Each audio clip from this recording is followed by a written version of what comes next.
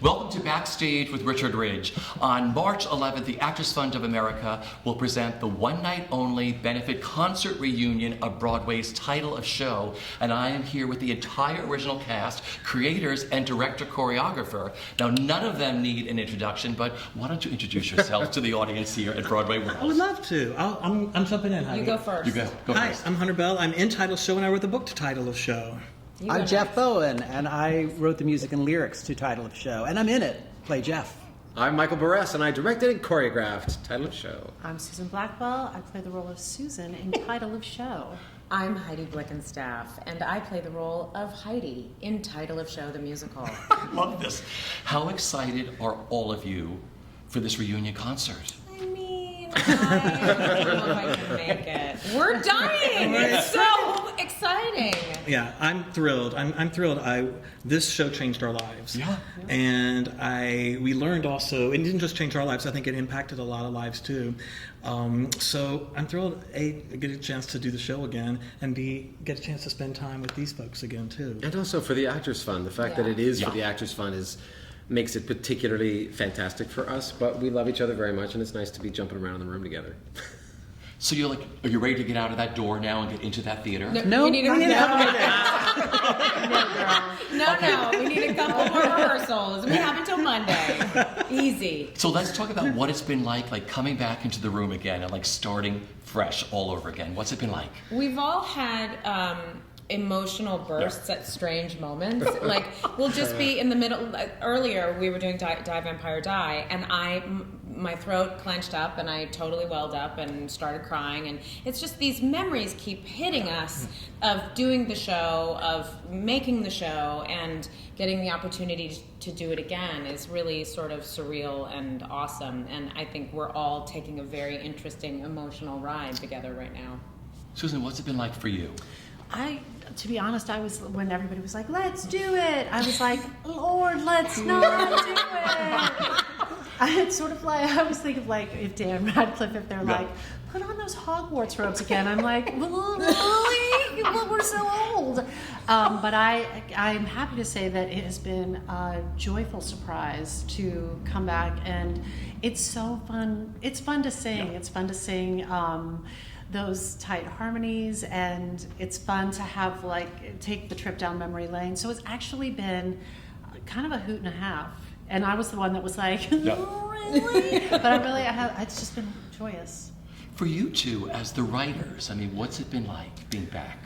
It's actually really, we're so proud of the show, we're biased, but it had an incredible life. It's had incredible life internationally, it's had incredible life regionally. We wrote a high school version that is awesome. And so I'm just proud of it as a piece that went out to the world and holds up, I think. And it is kind of fun just to, even in that first read-through after we got through Burst of Tears and everything, there are still ideas and thoughts about creativity and collaboration and friendship that hold up just as much as they did 10 years ago, I think. You guys did a good show. We did good. You did good. Jeff, for you, what's it been like? Yeah, it's interesting to, we've seen many productions of this throughout the planet, and it's so interesting to climb back in it and then remember how much of it was actually built on us, because we've sort of seen so many people embody it, and we're like, oh, look at that play that I kind of forget was autobiographical. Oh, this happened to us. And then I say the lines, and it's like, oh, this happened to me, and so did this, and this did too, and this happened to you, but I'm saying the line for you. And I also there's these pockets of just memories of being off-Broadway, being at the New York Music Theater Festival, finding out we're going to go to the Vineyard Theater, then finding out we're going to go to the Lyceum Theater, all these memories that are represented in the show. And they all had big emotional things attached to them when we were living through them, and we have to re-experience them in the course of this play. And I think having the 10 years away from Broadway, plus the 12 years and the 15 years from the Vineyard and off-Broadway, it's like, oh, right, we go back on this ride of memory that's pretty rock and roll. Michael, for you. I agree. I think the biggest thing I've noticed in this process is our perspective has changed. Not just about what we did, what we accomplished, but also once you've gone on the ride of life and gone out into the world and done some more things, and to come back to this, to be able to make with your best friends to be able to make a story about creative self-expression that's very personal to us, that was an amazing adventure all by itself. The fact that it got all the way to Broadway with all of us still talking to each other, and that it was exactly the show that we wanted, and that it was on Broadway. Now I look back at that and I'm like, that is a theatrical fairy tale. It's a miracle. It's a miracle. It's an incredible story. So I have perspective and gratitude for that. But also, it's very hard to remember which version of the show I'm trying to teach them now, because it's like we developed this thing for a long time. We were like, wait, was that? Which one was that this? cut? Was that? So there's that's happening. But we're very, very happy to be together. This is a very, very special alchemy, and you'd only get one or two in your lifetime. So for us to come back together has been a really beautiful thing. You two created this whole new genre. You broke the mold of regular musical theater with title of show.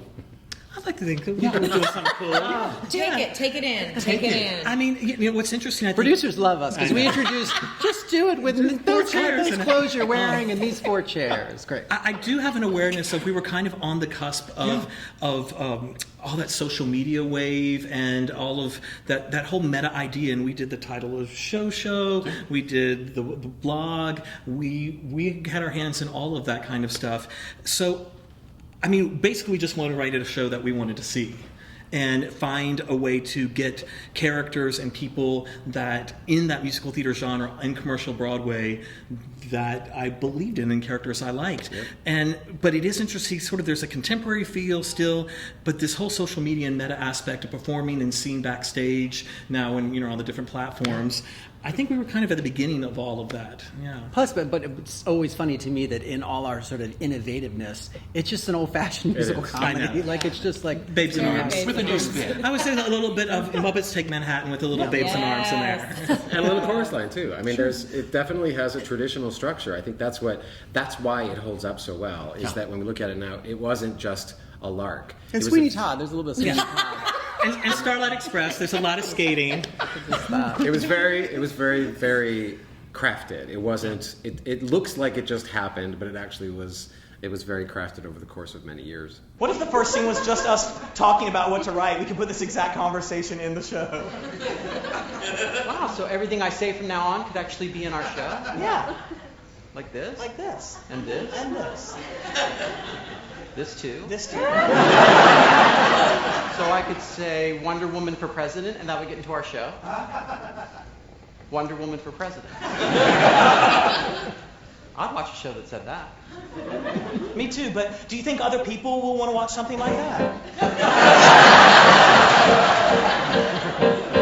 What if this dialogue were set to music? What if what we're saying could be said in a song? Hey, that's not a bad idea. Perhaps we could use it. Music in a musical, how can we go wrong? We could ask significant questions.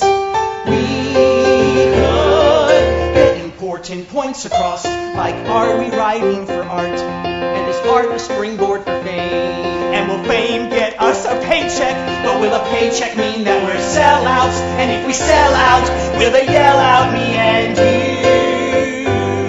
to nobody's New York? Key change! And Michael, this was a big deal for you as a director-choreographer. Absolutely. Yeah, it changed my life too. Yeah. And not just my reputation in the industry, how I feel about making things, how I feel about work, how I feel as an actor. Actually, it informed every aspect of what I do. And I also had like shorthand with people, which was a huge asset for me and something that gave me courage to develop that with other casts and other projects that I've directed. I understand now that ability to communicate as a person, not just as a director or as a leader, but as a person and as a real collaborator, it changes the temperature of the room. It changes the way in which something gets made and the joy about that. So I have all these people to thank for everything that came past the title of the show. So for you two, who was the first to the party and who was the last? First, last. Okay. Yeah. Did you know they were writing this? Were you sort of in on this? I think there's a story there somewhere. No, we had done a lot of original work together Yeah. previously, weird, funny, strange things, and they wanted to make something and started writing it and reached out to me and asked if I wanted to participate, and I said, Again.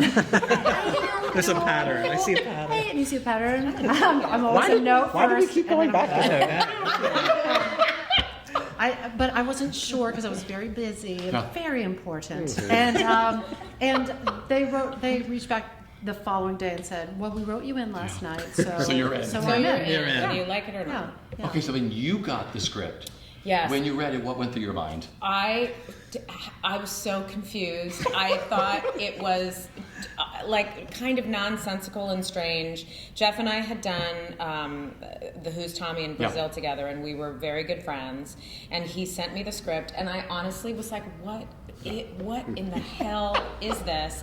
But even then reading it, and at that point nobody was sending me scripts, so I was like, oh, this is awesome, someone's sending me a script. And I read it and I thought it was weird, but I felt its heart right then and there.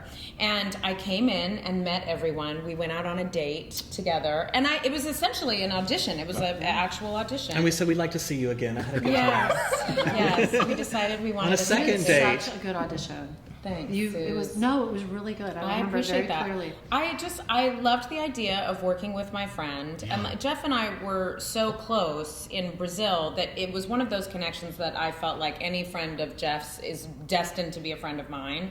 And when I got in the room, I was like, oh, hi, friends. It just felt very natural. And then we just rolled from there. Was it the role of Heidi? Yeah. Was it a different name then?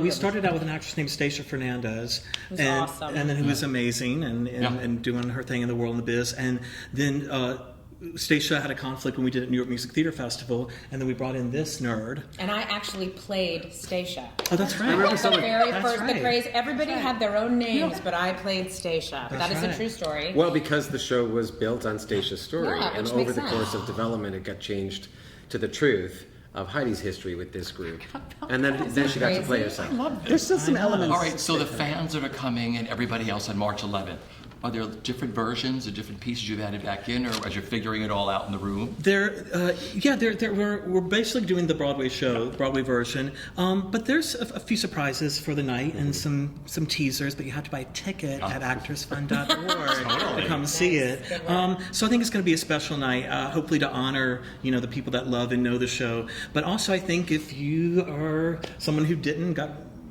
dragged there on your own accord, I think we have a responsibility to do a great evening of theater, and we want to tell that story too. So we're going to find that. There are so many people that I've met over the past 10 years who say, "Oh, I you never titled got to show, I see never got to that." see Yeah. that." Yeah. Guess what? Now's your chance. Now's your chance. March 11th. And it's Or, for charity. I think a lot of people too, when a show lives out in the world for a long time, people know it through the cast recording.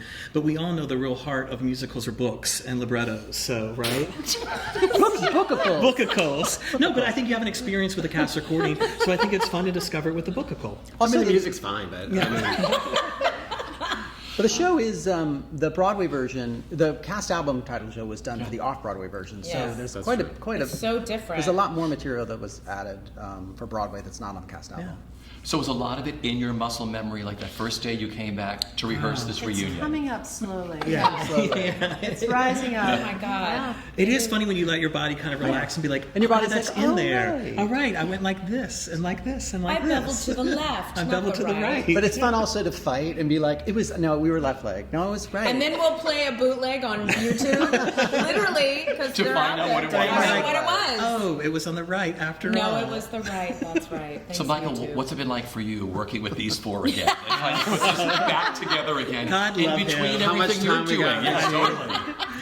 God bless you, Michael. Yeah, I mean, Very you're doing the patient. share show. I am doing the Yeah. share show. Double I duty. Yeah. am grateful, very grateful for both. Start there. And I'm real tired.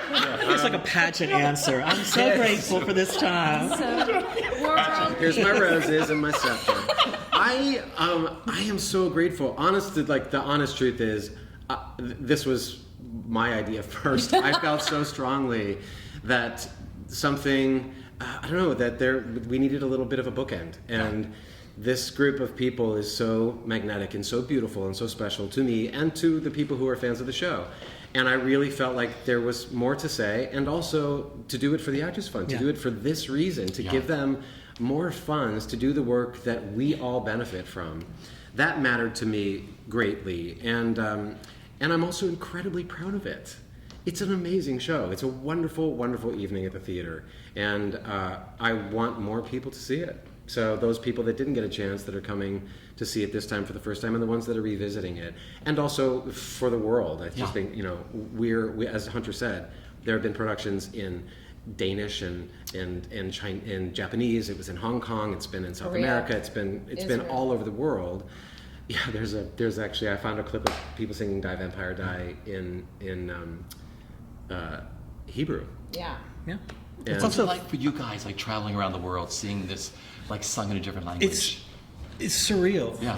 and also too, especially I when think it's it's been like going to see translated. like a Christmas pageant of your life, Yeah. and you're like, and then It's like the Cher three show. wise men, but it's like, bizarre. and then Heidi entered. It's so weird because people have a take on you. Yeah. And it's like, you're doing me wrong. It's like so, it's the weirdest thing in the world. And also like, we're all so proud. That's Yeah. what my date said. Heidi. Sorry, We often Sorry. say it's so interesting when Couldn't we let it go. sorry, I Couldn't let it couldn't. go. Sorry. Couldn't let it go. when people see productions, or when we see productions and we're out looking at it, it really is a testament to Michael of how we realize so much of it really hinges on the director keeping the four people in the same plane of reality. And if you get one person who's just monkeying a little in a different play, it knocks the whole thing off Me, you're balance. talking about me. But it's so interesting how he's sort of built and how it's so fun because we all trust each other and we love each other and we have a natural trapeze artist sort of thing where we can catch each other and know what each other are doing because we know each other in our real lives. But a production that's happening out of town, they might not have that kind of history. And it's so interesting to be like, oh, you just fell and no one caught you and But I the will say, director's fired. I'll the glass half full of like, it's amazing to see people interpret these Oh my roles. God, yes. And we saw an incredible production in Danish. We went to Denmark and saw these people like just take control because I think they're good roles too. For there's 4 plum roles Totally. for that you can be any size, shape, color to play these roles, and I love that as well. And so we've seen some really beautiful And productions. we're often so moved by, we'll go backstage afterwards, and the cast will talk to us as if we're like, oh my God, the 4 of us are best friends now. Yes. And it's so for us, we're always like, It's a friend maker. it brought us together in such a close, amazing, beautiful way. And if that happens to other people, oh my God, that's like the And greatest. other people who started with productions of Title of Show have formed theater companies together. Yeah. They continue to collaborate on other projects together. It does. They've made have- babies together. They've made babies They've together. made babies They've together. gotten married. That has happened. That there's something about what it means to make something, and especially to talk about what it means to make something as you're actually doing it, that builds these like unbreakable bonds. And it's not just about the shows that they continue to do together. And this is true for all of us as well. I will say, for me, I carry this with me in everything I do. Yeah. It will never ever leave me. I could be at the Cher show doing whatever. It's what we've learned from what it means to make something with our friends this way is something that has informed everything we'll make for the rest of our lives. And I think that that's true for the people who get a chance to do the show. That's one of the things I think I'm the proudest of. Yeah. You have an incredible fan base. You had from the very first day you started the show. Did you name the fans? Do they have a name? Tossers. The Tossers. Okay. Yeah, which ran into an interesting interpretation for our. If you're watching this in the UK. in the UK, but the Tossers, and that was a fun kind of Yeah. organic thing that just happened again. It was on the kind of beginning wave of all this social media stuff, and truly just came an organic love. We had a break in between the off-Broadway run and the Broadway run, and so we started making the Title of Show just as a creative outlet, and that led to blogging and making the website, and taking that journey was as much fun as making the show itself. And it really was this grassroots kind of fan base and kind of challenging folks to express themselves and be their creative selves. And we had people make posters for the Broadway show. It was really, really special. And I do remember one of the most overwhelming, incredible nights was July 5th, right? Was the first night of the preview. That was bananas. And we were upstairs and they said, the security's out there. And I was like, oh, who's Why? like, why? What Has stage there been a door? What robbery in What the happened?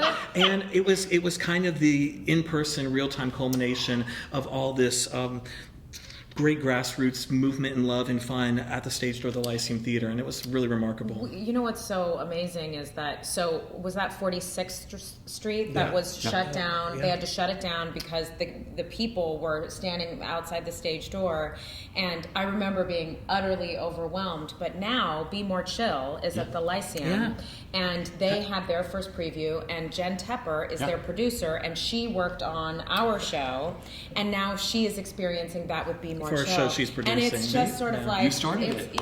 Well, Well, it was an a cog amazing in a long experience. run. I mean, that's the funny thing. Nobody really starts anything. We're all just piggybacking on what's Yeah, going forth. that's exactly. right. But it is, Yeah. it's just great to feel a part of that Yeah. legacy. Yeah. You know, I know you all protect each other on stage, but I love to go to the White Room. I talk to all these Broadway shows like Hamilton. Hamilton to me was like, oh, I've never gone up the night that Hillary was there, and all these people were like, I went up. So during title of show, who went up? Did anybody go up? Yes, ma'am. Well, can I tell the story too? So I think before we were in a blackout, and I think and Susan leans up to me. I think it was for something, and Liz Wisman goes, I don't know my next line. I don't know my next line. And I was like, I don't know your next line either. so this is All going the to be best. interesting. And I was like, let's see what happens. That's why it's so cherry that this benefit is on We book. got, Know that going I don't in. know, and we white. Did you you don't white white room as much. I fell on the stage. Yeah, you once. fell in the white room, and we dragged you his do? body. Yeah, so- I was exiting in secondary. I'm not laughing. It's terrible, but and it I tickles me. just was skipping off, and I You tripped. tripped over my own feet, And then dragged his hurt life And then I myself. just kind of dragged him off But his the little Wicked Witch of feet. the Susan West. and I were left on stage to wonder if Jeff was dead. Like literally, like he dragged himself off stage, and we had to do Did you hug him when he came back on stage? Like, Yes. you're not dead, you. I was like, Yes, what is this about the totally. storyline? I know. And that's the crazy thing about title of show is that it seems so spontaneous that everyone was like, "Oh, that's interesting." When Jeff falls in the show, that must be in there every night. Nope. No, it it's was not. No, it's not. No, it's not. Did you ever go up? I don't remember ever going up. I don't have that memory, but it definitely was the first time I ever held down a solo in a spotlight on Broadway. And I remember being terrified of owning that moment. And I remember this is one of the perks of loving the people you work with and really trusting each other, because we built the show so that we could save each other every second. And even though I'm the one that has to sing "Away Back to Then," or I'm the one who gets to sing "Away Back to Then," it's built in a way that I'm surrounded by them and I can touch them and go to them. And so the whole show is built in a way that we can save each other and support each other. And so I don't think I ever had that moment, but it's because we built it very carefully. I aimed for the sky, a 9-year-old can see so far. I'll conquer the world and be a star. I'll do it all by the time I'm 10. I would know that confidence if I knew a way back to then. So I bailed on my hometown and became a college theater dork. I was eastbound and down, moving to New York. So I crammed my life in a U-Haul to find my part of it all. It's in the show, and we have this scene where we're circling it backstage, but we truly did have so much gratitude for being on Broadway and being in that gorgeous theater in the Lyceum, and we would be off stage right and circle up at 5. It makes me very emotional to think about it, and circle up and just have a moment together before we went out there, because this is a really special thing, and not everybody gets to do that. Sure. Yeah. And sometimes shows run a long time, and sometimes shows don't run a long time. But I think we had a pretty good sense of that journey and how special each night and the privilege of getting to perform the show on Broadway is. And so we would circle up every night. We were lucky because we were all in our 30s and we had had a lot of therapy, so we knew what gratitude was. So we were like, great. Jeff also made a chart backstage of how long we ran. Sometimes we ran like beating other shows. Yeah, we'd be like, we just beat Steel Pier, you guys. Beat a Kendra Knapp show. But there was a sense of enjoyment of it, and to take that back on stage, and I second and third it, of even with White Room, I was like, oh, these folks have my back. We got you. Sure. Yeah. We got you. One of your favorite memories. I mean, there was so many. That was such a great time to watch you all at the Lyceum, like you said, coming to Broadway. What a big deal. Yeah. To have started your show, which you written you wrote in 3 weeks. The first draft was Crazy. Yeah. And look at the journey this whole show took with all 5 of you, or all 6 of you with Larry. That's right. You know, but do you have a favorite memory you'd like to share? On our closing night on Broadway, and I'm gonna get emotional, after Nine People's Favorite Thing, and we were standing on the lip of the stage and just looking out, and the audience was packed, and the wave of energy and sound that came at us, and it went on, it rolled on and on and on, and it was absolutely profound, and I wish that every single human being could feel that, feel that kind of acceptance and love and inclusiveness. Like it was so crazy to be standing there and to feel. It felt, you said this, that it felt like standing behind a waterfall, didn't you? That it was like so powerful, and it was such a privilege to be in that position that we made something that would garner a response like that, because I think our show was inclusive and we're all misfit toys, and I think the audience was like, me too, I'm a misfit toy too, and they saw themselves, and it was just like this crazy energetic moment that I will never forget as long as I live. That's beautiful. Anybody else? I just had a sense of, that we're playing versions of ourselves. That feeling, truly in those first previews of having the show make it to Broadway, and I also had the emotions too.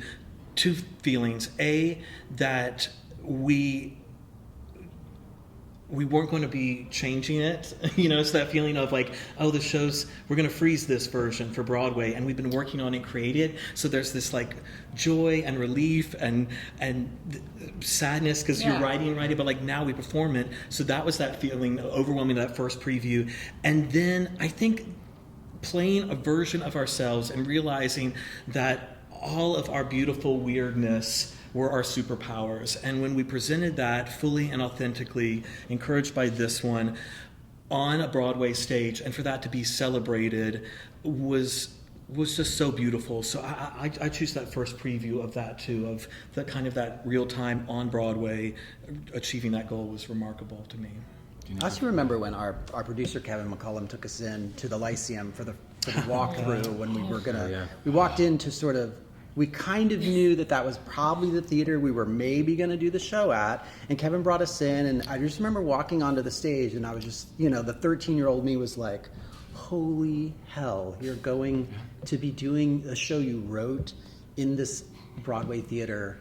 Crazy. And it was dark, and it was quiet. Operating Broadway theater. And also, trying not to get emotional, but there are ghosts. And it's so quiet, Legacy. and it's dark, and it's cool, and it felt like, we always loved the Lyceum because it had this sort of like, you guys, I like you too. Like it was, and everyone, you could see everybody, the it's crew, intimate. everyone there was such a lovely building, and everyone who worked there was they were so loving, and we just felt that energy. We walked in, and we were all like, we got to do it here. It's just, this The is the Lyceum most is a little bit of its own misfit toy. And Liza performed there too. Liza. Yes. I'll say, for me, it's actually even earlier. And this sort of piggybacks on what everybody's saying, but there It's was 1967. I don't think I've ever said. I honestly don't think I've ever said this to you guys, but there was a night at the Vineyard. I remember very early in previews at the Vineyard. There was one particular day where I saw them. Oh my God, it's hard to say this without getting emotional. Idiots. There was one particular night where I saw the mind meld. I saw it happen. I saw them go from characters that they were playing in a musical to understanding how to incorporate the truth of who they were as best friends. And I saw both things happen at the same time. And it was right around that moment during Nine People's Favorite Thing and Way Back to Then where I saw the real people living inside the characters at the same time. And I was like, that's what this show is all about. And from that point forward, I never, not for 1 second, ever doubted that the show was going to be what it became, because I knew that they had that in them. And that's a very hard thing to do, because you have a different responsibility as an actor when you're playing a character. And these are absolutely characters. But that ability to take the truth of what you are and to put it inside the character in a play like this was something that was just absolutely mind-blowing. It was magical. And it continues to reward me. You said this earlier, but in everything I make and do since Yeah. then, Sure. in confidence and freedom and continuation of the support and love and all of those things we learn in this, I put into every creative endeavor that have ever made sense. Susan, for you, favorite memory or one of your favorite memories? There must be so many. I really worked hard to remain very present because I didn't know how long it would run, and I didn't really know. I'm a weirdo, so I was like, I don't know if I'm ever going to be on Broadway again. I'm waiting.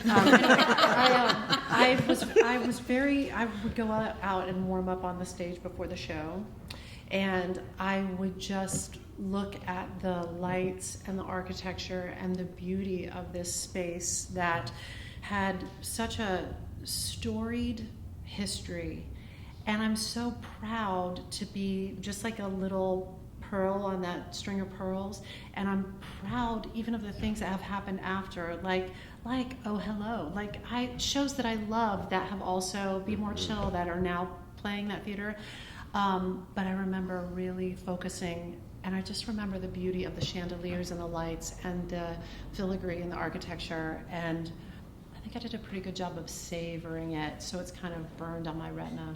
Yeah. You know, you all created this incredible jewel of a show that, like you said, so many people love. Like the people outside your rehearsal room are like, oh my God, time to show the original cast is in there rehearsing. You know, and you're going to have this incredible night on March 11th. I'm sure the emotions are going to well up. The audience, these Actors Fund performances are crazy, beautiful with the audience. It's like going to a Broadway rock concert. As soon as the lights go out, just take that all in. Talk about the waterfall you felt on that last performance. You're going to have that all during this performance on that night. So. But it's at the yeah. Broadhurst. It's not at the Lyceum. Yep. Broadhurst. Right. You Over are the Broadhurst. at the Broadhurst. Like, I was over the Lyceum all night long. Yeah, where was everybody? Be More Chill was great. That's all right. That's Just right. have the best time there. Oh, thank Like I you. said, Thank you. How many more rehearsals do you have here? We have every day Yeah, through Sunday. and then day of the excitement of that. But Five more. five. She has 4. She's not here. She has 4. She's teaching a master class on I know. Friday. You'll catch How up. dare you? Look, the people need to know. Like I said, you have the best time at Share in between because now you're doing double duty. You're doing this here during the day, having an emotional ride, and then you go over to that theater and play Bob Mackie and Robert Altman.